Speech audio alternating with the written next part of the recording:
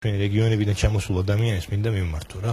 და შესაბამისად ჩვენ მაყურებელს რომ აქ არის სოფხაზულობრივი საკითხი იცით კონსტიტუციის ამ ნორმის რეგულირებით გესმით ჩვენ არ შეგვიძლია ახლა ფეხზე გადავიდოთ და ვთქვათ რომ ყველაფერი ისე იქნება როგორც საჭიროა სადღეგრძელოების და გულის მოხების თემოდეს არ უნდა ვაქციოთ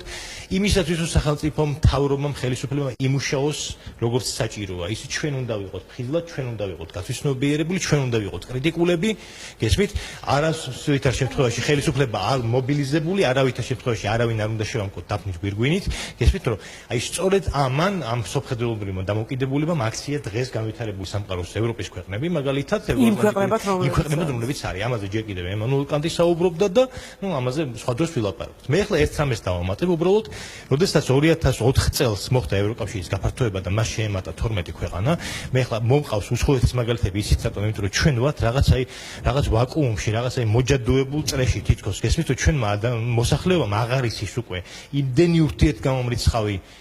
შეხედულება იმდენი იმედგაცრუება იმდენი შიში იმდენი რა ვიცი ტყუილი და ასე შემდეგ გადავიტანეთ ამ ბოლო 30 წლის განმავლობაში ჩვენ აღარ ვიცით უკვე საით წავიდით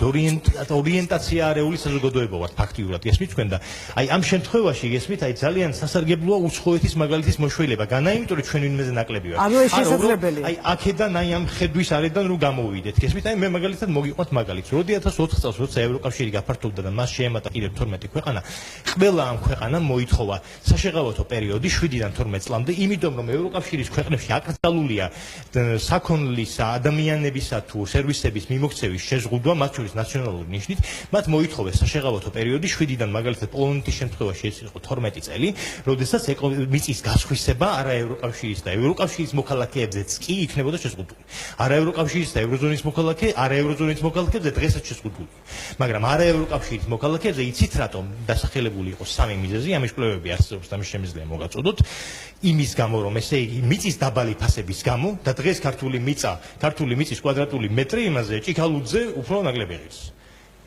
რაც არ უნდა ერთი მიწის დაბალი ფასების გამო მეორე იმის გამო რომ მოსახლეობას ამ ქვეყნების მოსახლეობას ახალი ყოფილი სოციალისტური ვარშავის ხელშეკრულების ქვეყნებზეა ლაპარაკი ამ ქვეყნების მოსახლეობას არ ჰქონდა ფინანსებზე და კრედიტებზე შესაბამისი ცნობა და დაბალი შემოსავლების გამო ეს არის აბსოლუტურად რაციონალური ახსნადი და მე ძალიან მინდოდა და სხვანაირ ფორმას ველოდებოდი დღეს მე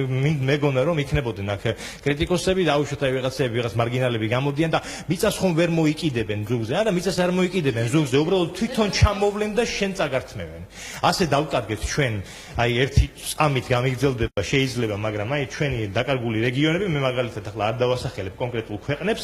როგორ მაგალითად ერთ-ერთმა სასულიერო ლიდერმა აფხაზეთში მოუწოდა მე ბავშვი ვიყავი იმაში 80-იან წლებში რომ შეესყიდათ ეს